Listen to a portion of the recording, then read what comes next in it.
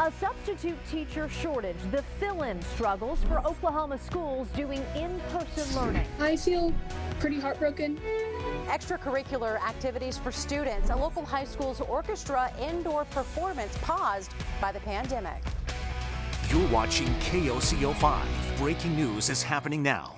A late-breaking 360 students affected by COVID-19 in one local school district. I'm Jessica Shambach. Hi, everyone. I'm Abigail Ogle. We're talking about Enid Public Schools. Now, they define affected as either in close contact quarantine or a positive case isolation. The district posting all of this information on their website, their contact tracing totals. We are still pouring over those numbers in the newsroom. This just coming in. We will have more on this potential outbreak when it becomes available throughout this newscast.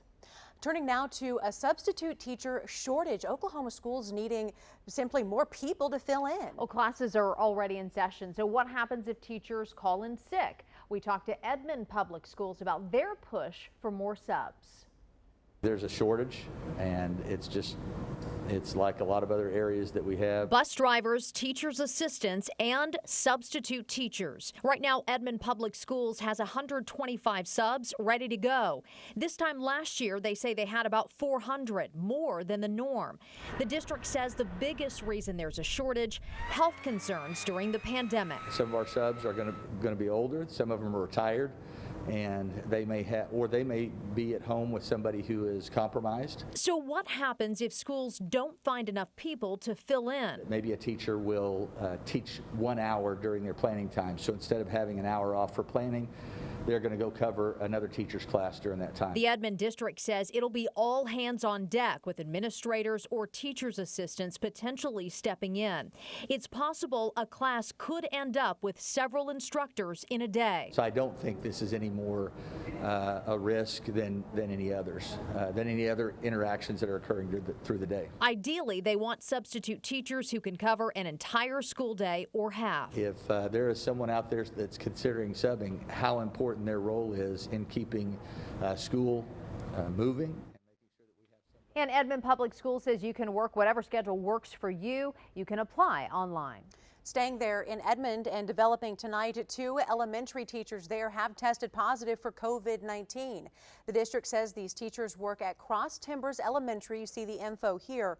We're also told at least 1 student came into direct contact with one of these teachers before they tested positive. The district says that student, both teachers, and any staff members with possible exposure are now in quarantine. And then Meeker Public Schools confirming a high school student has tested positive there. The district says the Lincoln County Health Department is investigating, and anyone who came into contact with that student should be notified. And in Norman, the University of Oklahoma reporting their first confirmed case inside campus housing. OU says that they have thousands of students moving onto campus and that most of them have been tested for the virus. The university says the student already living on campus who tested positive is in self-isolation.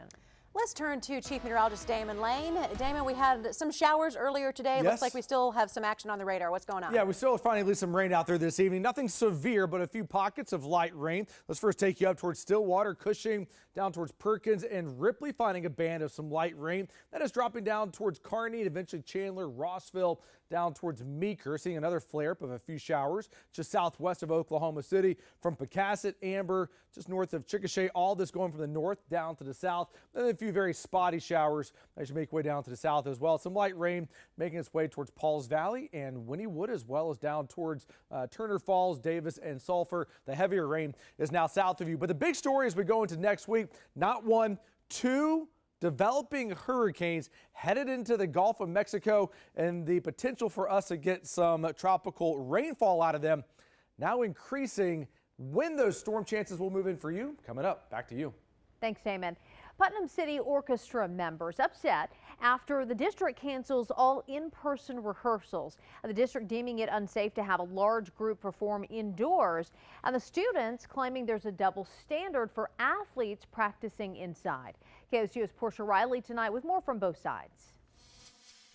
Yes, I spoke with both the district and orchestra members. One a senior here at Putnam City North who actually has a brother who plays on the football team, who says although she's devastated, she just wants the restrictions to apply to all extracurricular activities. From playing virtually to socially distanced wearing a mask, Madison Fonzie was looking forward to her final year with the Putnam City North Orchestra, hoping to earn a scholarship. Now worried it may not happen. I feel pretty heartbroken.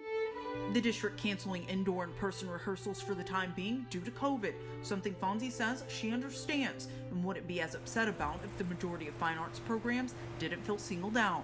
Sports teams have been using the indoor facilities since the beginning announcements in June. I believe that if it is safe enough for them to continue using those facilities, such as the weightlifting room and the gym, that it should be safe enough for fine arts to perform with masks 6 feet apart, as we did prior in a orchestra camp 5 days ago. Fonzie sending out these emails along with several others to district officials hoping for answers, but says she never received clarification. The district responding to my inquiry saying Putnam City Schools athletic and fine arts departments met to decide specific protocols for their respective areas.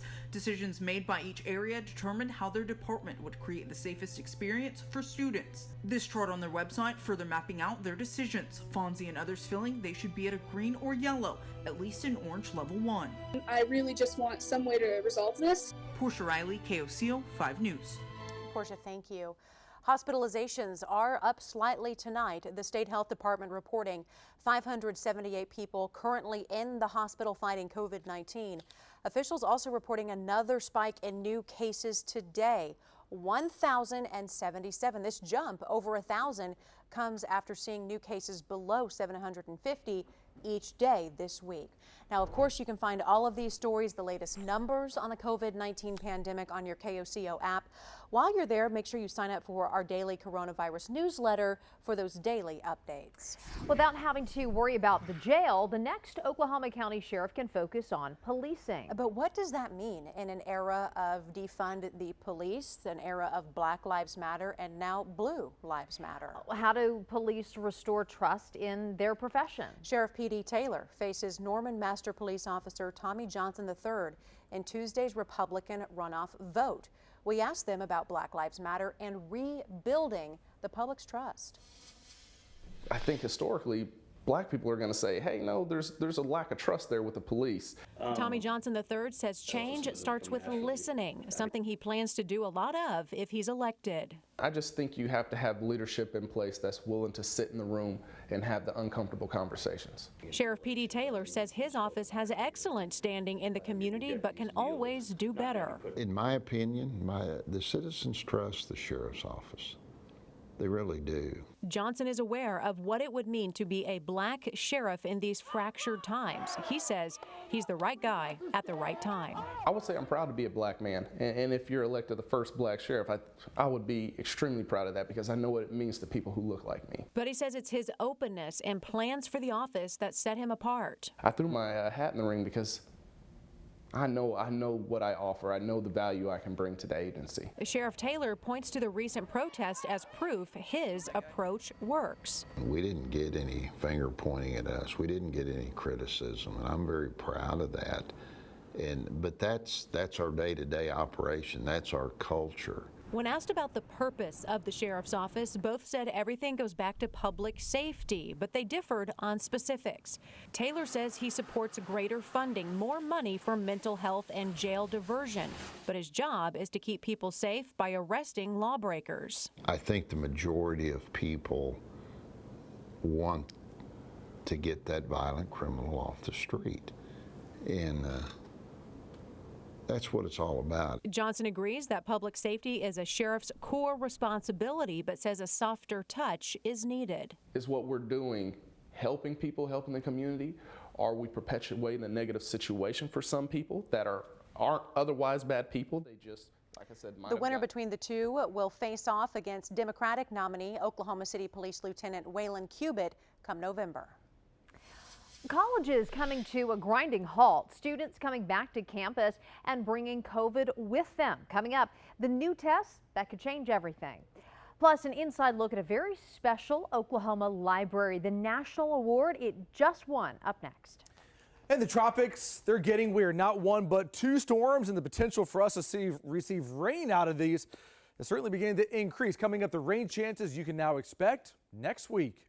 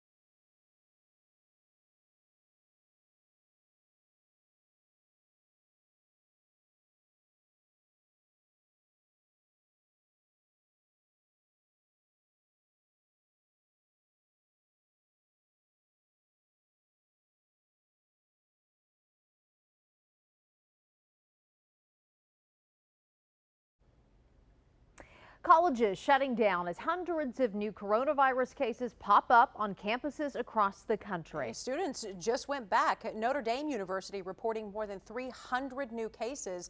And just 1 week into their new semester, the University of North Carolina sending all kids home, switching to all online. So here to break down what's going on and the latest on testing is our chief national consumer correspondent, Jeff Rawson. Hi, big news out this week that so many colleges are having to close after bringing students back because those students, in some cases, are bringing COVID-19 with them. But now there's a new test that could change everything on college campuses and even inside your own home and your own doctor's office. Let's get right to it. Dr. Robert Glatter is here, an emergency physician treating COVID-19 patients with Northwell Health. Dr. Glatter, thanks so much for joining us. My pleasure. Thanks for having me, Jeff. Let's jump right into this. We keep hearing about clusters of people getting sick, schools closing. The college problem is different than the K-12 problem, right? Grade school. In college, it's not just the classrooms and the school buildings you got to worry about. It's the parties, it's the socializing, all that. Exactly. It's the parties that are the main thing. It's not the classroom. We're talking about sororities, fraternities, off-campus parties. This is what drives the infection, and we know that. So we've got to do the things to stop it. And these kids have to step up. My alma mater, Syracuse University, the president of Syracuse University called it a selfish party they had on the quad there where all these kids got together, even knowing what's going on. And the president of the university said, you got to act like adults here. Exactly. It's social responsibility. We're talking about social awareness. You've got to understand that in the scheme of everyone, the college students play a very large role in preventing spread of the infection, as much as they don't want to admit to that. So whether college is open or closed really has a lot to do with how the kids act. Exactly. And if they don't behave, then obviously, and they party, the schools will close down. It'll be online. And obviously, we're seeing that trend throughout the United States. Some universities are taking steps to try and keep students safe. They're doing these COVID tests before they move into the dorms. Is that effective? Honestly, the short answer is yes, maybe initially, because you can spot an infection. But the real answer is that many students interact with people internationally from other states. Thousands come in and out. And, they're not living in a bubble. They're not doing it like the NBA is. They're not getting tested daily or even, twice a day. The reality is that a single test in and of itself is just a point in time, and that's it. Let's turn to the race for a vaccine and more availability of tests. The FDA just approved a new way of testing for COVID-19 using your saliva. I was really excited when I saw that because the other test looks really uncomfortable. How does this work and how do I get one? Well, it's simple. I mean, many colleges have already instituted it. Basically, companies send packages out in terms of having like maybe a small test tube. You can spit into the test tube, put it in the mail, and then send it back, and you get results within 1 or 2 days. The reality is it takes about 3 hours to do the test. The turnaround time may be a little bit longer for logistical reasons, but in all effect, it's rapid. You can really effectively quarantine people when you get results back much quicker and prevent the spread of the virus. And that's really the advantage there. How can the average person, how does my family get this test? Well, right now it's not widely available. It hasn't been scaled up. And I think we're going to see the introduction of this, on a much greater scale once the big labs get a hold of it and then pass that down to smaller labs as well as to universities as well as to doctors' offices. Dr. Glatter, thanks so much for your help today. My pleasure. And for you at home, we are keeping on top of this every minute of the day as this develops. You can too. For more information on what's going on up to the minute, we have our Rawson Reports newsletter. Sign up at rawsonreports.com. It's free. Go straight to your inbox. Hope to see you there. Back to you. Tracking a few showers tonight, and the tropics are getting active. We have a brand new tropical storm to talk about. In the meantime, a few showers right now making their way from Perkins as you go down towards Kearney, down towards Rossville. Nothing too significant out of this, just a brief downpour. Otherwise, as we go southwest of Oklahoma City, a little flare-up of rain headed from Pecasset towards Chickasha. Eventually, that's going to make its way down towards Rush Springs. And as you go down to southern Oklahoma, Pauls Valley, some sprinkles making their way just west of you, down towards Elmore City, Katy, eventually towards Wynnewood, Sulphur, Davis. The rain is right now just west of I-35. And so a few on and off showers, and we'll keep a very low wind chance for rain in the forecast for tonight. So let's take you outside right now. Everything is quiet across Oklahoma City. 78 feels like 80 degrees. A little bit of an uptick in the humidity because of the rain that we've had around the area throughout the day, but it's still not all that bad. So lows tonight Average low is 71. We are below average with our temperatures mid-60s from Ponca City to Oklahoma City out towards Clinton. This has been a very cool summer for us. We just updated the weather blog section on KOCO.com. Head on over there. You can see just how much you at home are running below average. Different parts of the state have been dealing with different types of temperatures, but we've updated it there statewide. So for tomorrow, an isolated shower chance at 8 a.m. Otherwise, temperatures getting up to 92 degrees. 92 I know is going to feel hot because we've been well into the 80s over the last couple of days. This is closer to normal here. That's how cool the summer has been. So 90 for a high temperature in Enid tomorrow, 90 in Stillwater, mid-90s out across western Oklahoma. Okay, the tropics are getting crazy because anytime that you have not one but two systems in the Gulf of Mexico, pretty much at the same time, that's a big deal. So let's break down here. I know we've got a whole lot of things to talk about here. We just got a brand new update in here about 2 minutes ago. So this right here, Wednesday, that is for Laura. And then this Tuesday landfall, that is going to be for Marco here. No matter how you look at it, Marco is now a tropical storm.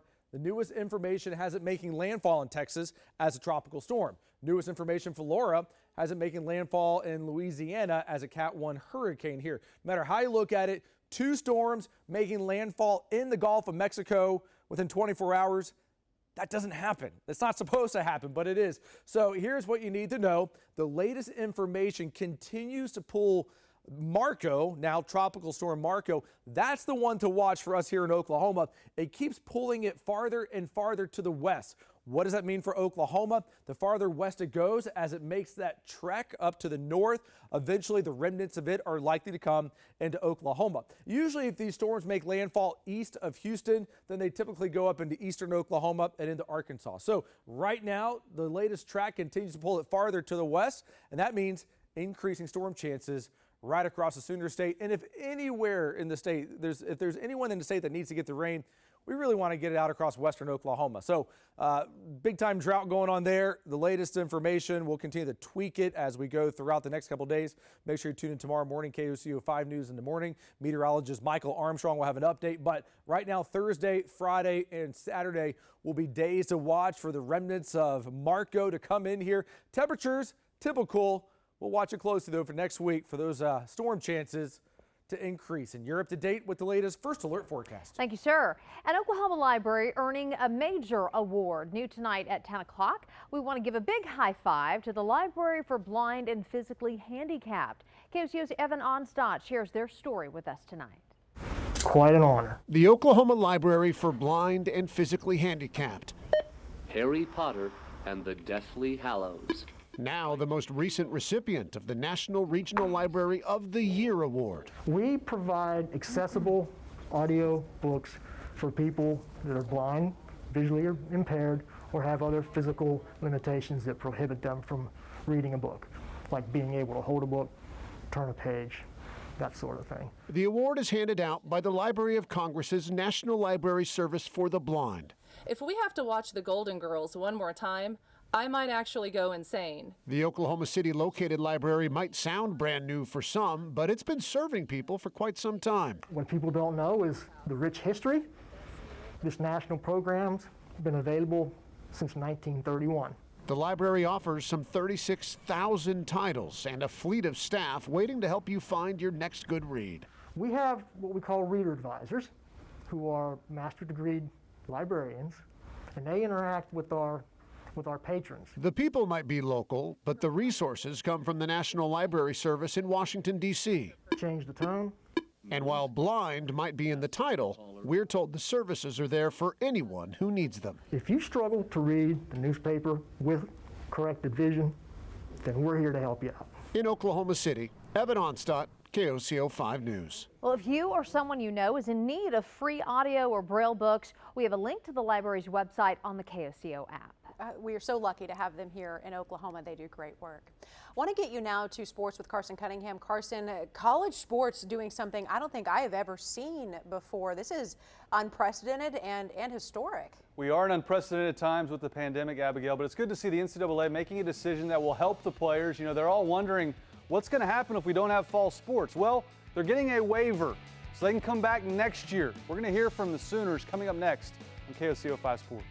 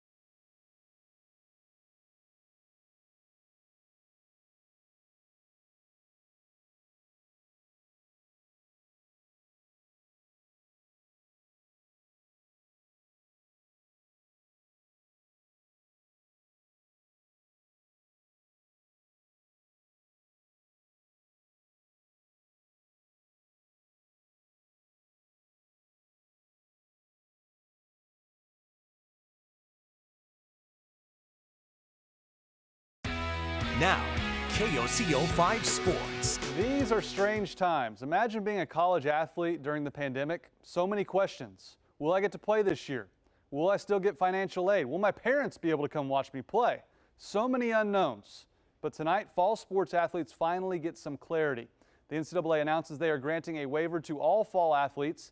They get an additional year of eligibility. Even if they play this year, they get to come back next year. So if the season is disrupted, no worries. Sooners and Cowboys have been doing Zoom media sessions this week, and OU's All-American offensive lineman Creed Humphrey says, "We just want to play."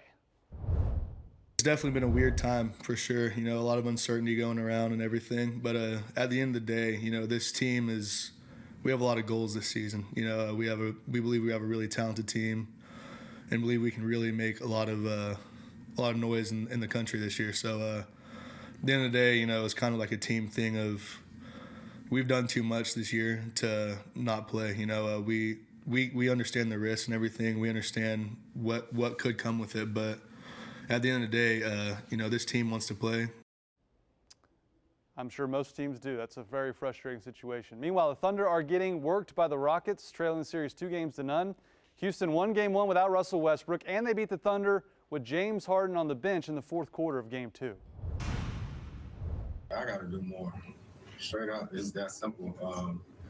That run they went on, I think it was the beginning of the fourth quarter, something like that. That can't happen. Got to be better. I got to be better. I think that's the tough part, to know how hard we fought. Guys worked hard. You know what I mean? We put ourselves in position to win that game, and I got to be better for us.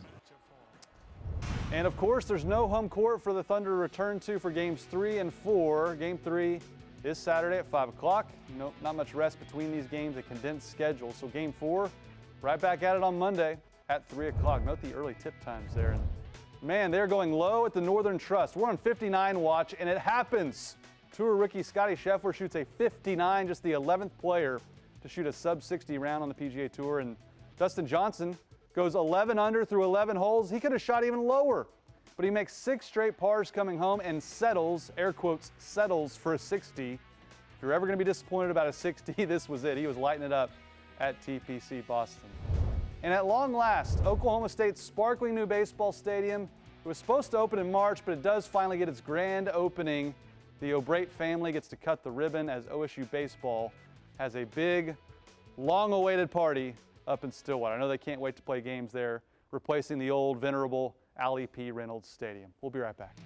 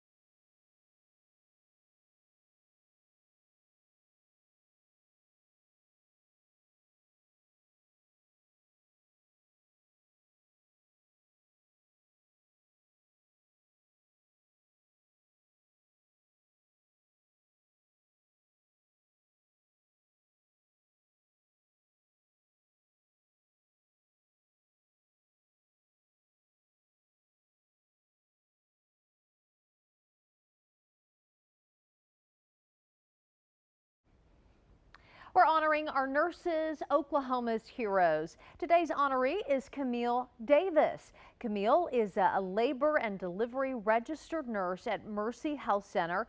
And the person who nominated Camille says she always tries to educate the Northeast community regarding the health concerns of African Americans. So Camille, a big shout out to you. Thank you for all of your hard work. We appreciate you. And listen, if you have a special nurse in your life you'd like to see featured here on KOCO, tell us all about them. You just got to nominate them on our website, KOCO.com. There's so many things going on in the world right now with COVID and everything. We really think that this is something that is especially needed.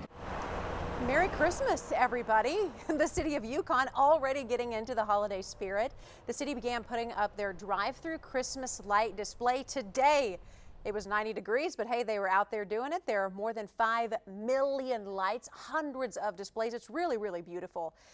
You still have to wait a little bit, though, to enjoy it. It opens the Saturday before Thanksgiving. They got a lot to put up. They got to start early.